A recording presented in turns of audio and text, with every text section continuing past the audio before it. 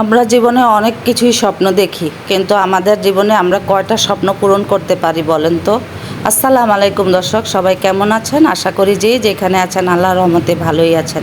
আমিও আলহামদুলিল্লাহ আল্লাহর রহমতে ভালো আছি। তো আজকে আমি বিছানা আমাদের নতুন ঘরটা গুছাচ্ছি, আর আপনাদের সাথে আমি আমার শাশুড়ির কিছু কথা আপনাদের কাছে শেয়ার করব। আমার শাশুড়ি জীবনে কী স্বপ্ন ছিল, কী স্বপ্ন দেখেছিল এবং কিভাবে উনি দুনিয়া থেকে গিয়েছে, এগুলাই আমি আপনাদের সাথে শেয়ার করব। তো আমার শাশুড়ি ছিলেন একজন গ্রামের মানুষ। উনি অনেক কর্মঠ মানুষ ছিলেন, অনেক কষ্ট করেছেন জীবনে। জীবনে কষ্ট ছাড়া উনি সুখের মুখ দেখে যেতে পারেননি। যখনই উনি সুখের মুখ দেখার সময় হয়েছিল, তখনই উনি দুনিয়া থেকে চলে গিয়েছে। তো আমার শাশুড়ি গ্রামে থেকে হাঁস মুরগি লালন পালন করেছে। তো হাঁস মুরগির ডিম বেচেছে, তারপরে সুপারি বেচেছে, তারপরে নারকেল, লেবু এগুলা বিক্রি করে করে অল্প অল্প করে অনেক কষ্ট করে টাকা সঞ্চয় করে উনি আমরা এখন যেই বাড়িটাতে থাকি এই জায়গাটা কিনেছেন।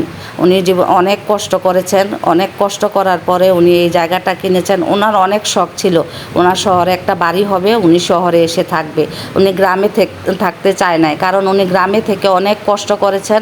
এজন্য উনি সবসময় স্বপ্ন দেখতেন যে ওনার শহরে একটা বাড়ি হবে, বাড়িতে থাকবে। কিন্তু ওনার স্বপ্নটা পূরণ হয় নাই।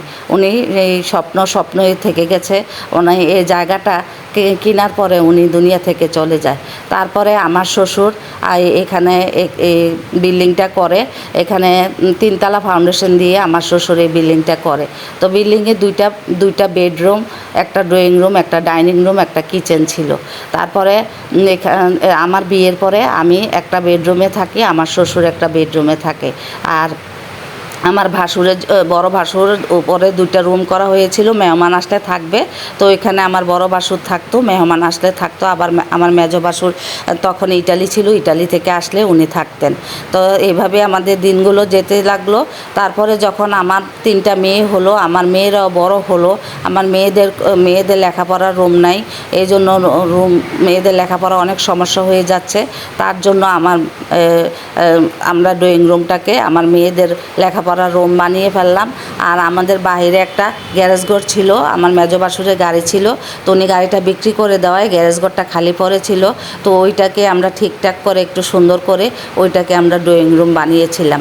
তারপরে দেখা গেল তো মেয়েরা আস্তে আস্তে বড় হয়ে গেল, আমার বড় মেয়েরও বিয়ে হয়ে গেল। তারপর আমার শ্বশুর এক রুমে থাকতো, আমি এক রুমে থাকতাম, আমার মেয়েরা এক রুমে থাকতো। তারপরে যখন আমার ছেলে হলো, ছেলেকে নিয়ে আমি এক রুমে থাকতাম। তারপরে দেখা গেল আমার বড় মেয়ে, আমার শ্বশুর দুনিয়া থেকে চলে যায়। তো আমার বড় মেয়ে বিয়ে হয়ে যায়। তো বড় মেয়ে আসলে ওর একটা রুম লাগে, আর মেজো মেয়ে ছোটো মেয়ের একটা রুম লাগে, আমাদের একটা রুম লাগে। তারপরে যদি একজন মেহমান বেশি আসে, তার থাকার আর কোনো রুম থাকে না। তো এই জন্য তো অনেক আবার মেজো মেয়ে ছোটো মেয়ে লেখাপড়ার অনেক সমস্যা হয়। তো অনেক সময় মেহমান আসলে ওরা রুম থেকে বের হয়ে যেতে হয়, মেহমানের সাথে মেহমান বসতে হয়। তো অনেক সমস্যা হয়। তো এই জন্য তো ওদের জন্য যেই রুমটাকে আমরা গ্যারেজ ঘরটাকে আমরা ড্রয়িং রুম বানিয়েছিলাম, ওইটাকে এখন মেয়েদের পড়ার রুম বানিয়ে তারপরে এই ঘরটা করলাম। আসলে আমি একটা সময় স্বপ্ন দেখতাম যে আমার একটা ছোটোখাটো ঘর হবে, সুন্দর একটা রুম হবে, একটা সুন্দর একটা ড্রয়িং রুম হবে। আমি অনেক সুন্দর করে আমার মনের মতো করে গুছিয়ে রাখবো। কিন্তু দেখি যে না, এই স্বপ্ন পূরণ হতে হতে আমার প্রায় 30 বছর পূর্ণ হয়ে গেছে। 30 বছর হওয়ার পরে তা এখন আমার আর ওই ধৈর্য নাই, আর শরীরেও ওই জোরটা পাই না যে এখন সব কিছু সুন্দর করে পরিপাটি করে রাখবো। যখন স্বপ্ন দেখেছিলাম তখন তো আমার স্বপ্নটা পূরণ হয় নাই, তখন তো আমার শরীরেও বল ছিল, কাজ করার মতো শক্তি ছিল। কিন্তু এখন যখন আমি অসুস্থ হয়ে পড়েছি, এখন আমার সব কিছুই হয়েছে, কিন্তু আমি এখন গুছিয়ে রাখার মতো আমার সেই এনার্জি আমি পাই না, আমার শরীরে সেই শক্তি পাই না।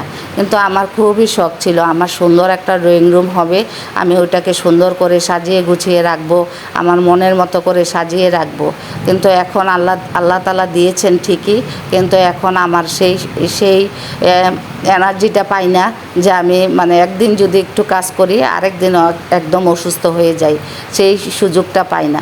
আসলে আমরা কি যখন যেটা স্বপ্নে দেখি আমাদের স্বপ্নটা কি তখনই পূরণ হয় না? হয়তো দেখা যায় এমন একটা সময় আমাদের স্বপ্ন পূরণ হয় তখন আর আমাদের এই স্বপ্নের শখটা থাকে না, তখন আমাদের শারীরিকভাবে আমরা দুর্বল হয়ে যাই, অনেক অসুস্থ হয়ে যাই, কাজকর্ম করার মতো শক্তি থাকে না।